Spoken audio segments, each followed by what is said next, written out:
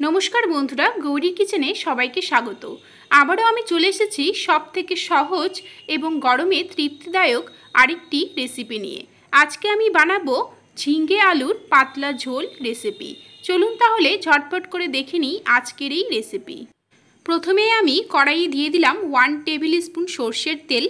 तेलटा गरम हये एले एकटा शुकनो लंका, हाफ टी स्पून कालो जिरे फोड़न दिए दिलाम।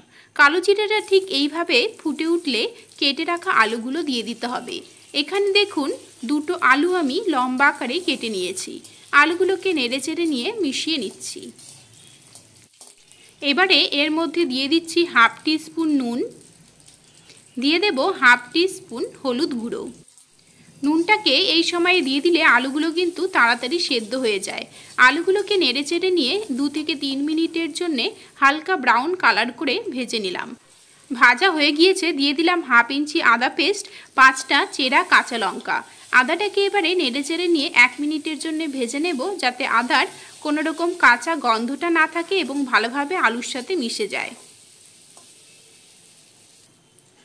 আদাটা দেখুন ভাজা ভাজা হয়ে এসেছে। দিয়ে দিলাম হাফ টি স্পুন ধনে গুঁড়ো এবং হাফ টি স্পুন জিরে গুঁড়ো। দিয়ে দিচ্ছি সামান্য পরিমাণে জল। এবারে সব কিছুকে নেড়েচেড়ে নিয়ে গুঁড়ো মশলাগুলোকে তেল ছাড়া অবধি কষিয়ে নেব। এখানে কিন্তু নুন এবং ঝালটা অবশ্যই নিজেদের স্বাদ অনুযায়ী দেবেন। আমি ঢেকে রেখে কষিয়ে নিচ্ছি, যাতে কষানোর সাথে সাথে আলুটাও কিছুটা সেদ্ধ হয়ে আসে। 2 মিনিট পরে ফিরে এলাম। দেখুন মশলাগুলো থেকে তেল বাইরে বেরোতে শুরু করে দিয়েছে। মশলাগুলো কিন্তু খুব ভালোভাবে কষানো হয়ে গিয়েছে। এবারে এর মধ্যে দিয়ে দেব কেটে রাখা ঝিঙ্গেগুলো।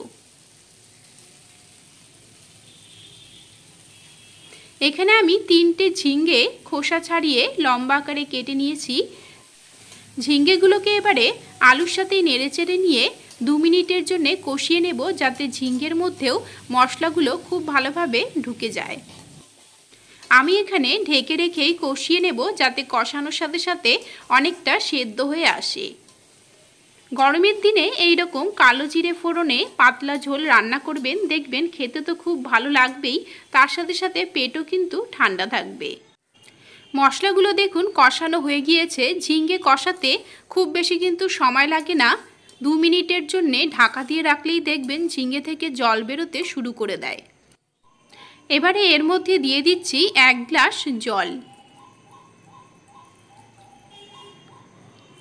ঝোলটাকে নেড়েচেড়ে নিয়ে মিশিয়ে নেব এবং হাই ফ্লেমেই ভালোভাবে ফুটিয়ে নেব।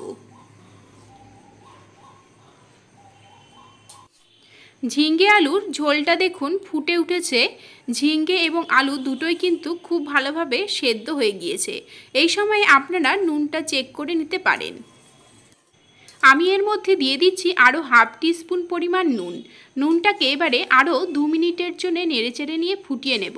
আজকের এই রেসিপিটি আমি স্বাস্থ্যকরভাবে বানিয়েছি দেখে কোনো রকম শুকনো লঙ্কার গুঁড়ো এবং চিনি ব্যবহার করছি না।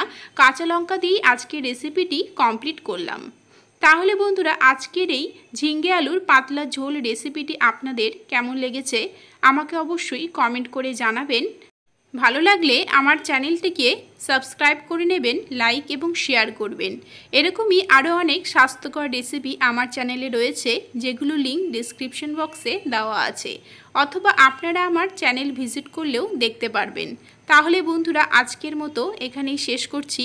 দেখা হবে নেক্সট রেসিপি নিয়ে। ভালো থাকবেন, ভালো রাখবেন, ভালো ভালো খাবেন।